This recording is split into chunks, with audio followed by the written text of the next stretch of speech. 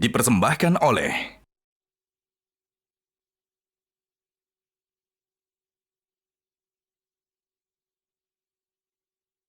didukung oleh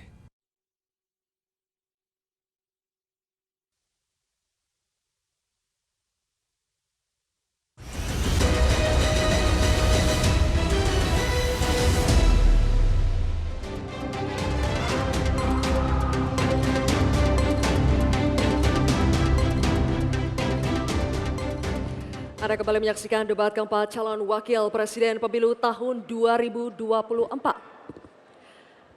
Di segmen kedua ini, calon wakil presiden akan menjawab pertanyaan yang telah disusun oleh tim panelis. Selain menjawab pertanyaan, masing-masing calon wakil presiden juga akan diberikan kesempatan untuk saling menanggapi dan saling memberikan respons. Untuk itu, kami undang kembali ketiga calon wakil presiden untuk menuju ke podium masing-masing.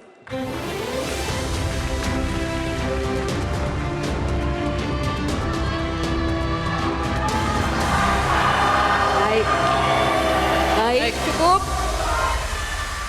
Kami ingatkan kembali kepada seluruh hadirin untuk menjaga ketertiban.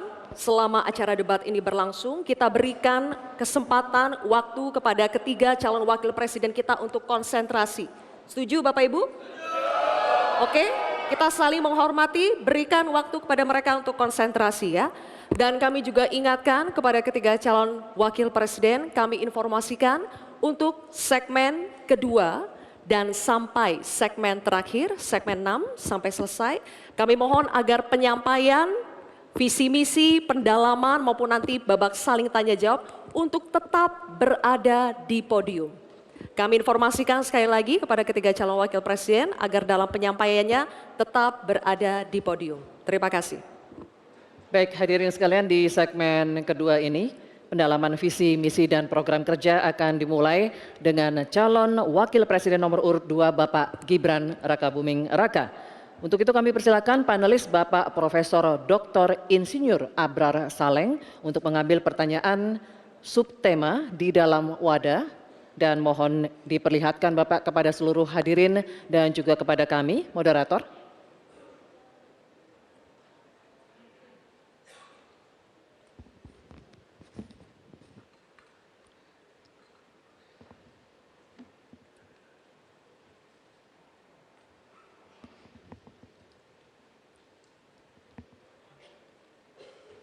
Baik, subtemanya adalah pembangunan berkelanjutan dan lingkungan hidup. Terima kasih Bapak. Kemudian kami persilakan panelis Bapak Dr. Aris Sujito untuk berkenan mengambil undangan daftar pertanyaan dari wadah. Mohon diperlihatkan hurufnya Bapak.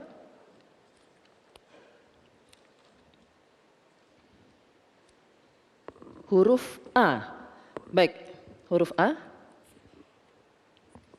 Kami akan buka amplop pertanyaannya, masih disegel Bapak-Bapak, dan kami ingatkan juga bahwa kami akan membacakan pertanyaan ini satu kali, mohon didengarkan dengan seksama. Ini pertanyaan untuk calon wakil presiden nomor urut 2 Bapak Gibran Rakabuming Raka. Pembangunan rendah karbon diperlukan untuk mewujudkan net zero emission atau emisi nol bersih tahun 2060 melalui pemanfaatan sumber daya alam yang efisien dan inklusif. Namun praktek pembangunan masih berorientasi pada ekonomi ekstraktif.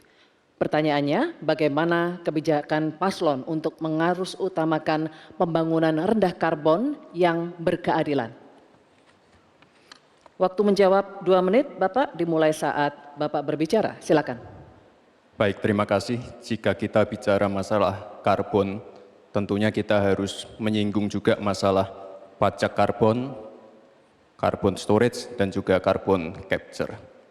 Agenda ke depan tentu kita harus mendorong transisi menuju energi hijau. Kita tidak boleh lagi ketergantungan pada energi fosil, kita dorong terus energi hijau yang berbasis bahan baku nabati seperti yang saya katakan tadi, bioetanol, bioaftur, biodiesel. Sekarang sudah terbukti dengan adanya B35 dan B40 ini sudah mampu menurunkan nilai impor minyak kita, meningkatkan nilai tambah produksi sawit di dalam negeri, dan juga lebih ramah lingkungan. Sekali lagi, tantangannya di sini adalah mencari titik keseimbangan atau titik tengah.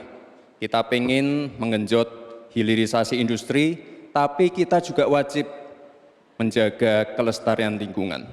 Kita ingin meningkatkan produktivitas petani dan juga sektor maritim, tapi kita juga wajib menjaga keseimbangan alam. Dalam pelaksanaannya tentu AMDAL itu wajib, analisa lingkungan juga wajib, sustainability report wajib juga. Dan jangan sampai ada alih fungsi lahan yang sekiranya merugikan pengusaha lokal, UMKM lokal, ataupun masyarakat adat setempat. Sekali lagi, potensi energi baru terbarukan juga luar biasa sekali. Ada energi surya, angin, air, bioenergi, panas bumi, dan kita punya potensi yang besar sekali, 3.686 gigawatt. Terima kasih. Terima kasih Bapak Gibran Raka Buming Raka. Baik, sesinya masih berlanjut, Bapak Ibu. Terima kasih. Silakan sekarang untuk calon wakil presiden nomor urut 3, Bapak Mahfud MD, untuk menanggapi. Waktunya 1 menit dimulai saat Bapak berbicara. Silakan. Baik, terima kasih. Saya sudah menyimak dengan baik meskipun saya agak koreksi sedikit terhadap pertanyaan tadi. Kalau dibilang 5 tahun dari sekarang untuk emisi dan bersih, itu sebenarnya nanti tahun 2060 masih jauh waktunya. Tapi masalah yang kita lihat itu sebenarnya pengelolaan berkelanjutan belum dilakukan. Sebenarnya dulu ada garis-garis besar haluan semesta berencana yang sudah mengatur seperti ini dengan sangat rinci. Waktu tahun 62 atau 61 Presiden mengeluarkan kebijakan itu. Nah, saya sekarang ingin menatakan kebijakan insentif dan disinsentif ekonomi hijau seperti karbon, pajak limbah, dan sebagainya. Bagaimana Bapak mau melakukan itu? Baik, waktunya habis. Terima kasih. Selanjutnya, calon wakil presiden nomor urut 1, Bapak Muhaimin Iskandar. Kami berikan kesempatan juga untuk menanggapi. Waktunya 1 menit dimulai ketika Anda berbicara. Silakan. Ya, memang pajak karbon ini salah satu, bukan satu-satunya. Yang paling penting adalah dipersiapkan transisi energi baru dan terbarukan. Sayangnya, komitmen pemerintah hari ini tidak serius. Target energi baru dan terbarukan yang mestinya kita harus punya target 2025 berkurang dari 23 justru diturunkan menjadi 17%. Penundaan implementasi pajak karbon dilakukan oleh pemerintah hari ini. Dari tahun 2002 dimundur menjadi tahun 2025. Apanya yang mau dilanjutkan? Karena itu secara tegas harus dilakukan. Implementasi pajak karbon dilakukan secepat-cepatnya sekaligus transisi energi baru terbarukan dijalankan. Baik, waktunya masih ada Bapak. Cukup lanjut. Baik, terima kasih Bapak Muhaimin Iskandar atas jawabannya atau tanggapannya. Selanjutnya, kami persilakan calon wakil presiden nomor urut 2, Bapak Gibran Raka Buming Raka untuk merespons tanggapan dari calon wakil presiden nomor urut 3 dan calon wakil presiden nomor urut 1. Waktunya 1 menit dimulai saat Bapak berbicara, silakan. Terima kasih Prof. Mahfud dan Gus Muhaimin.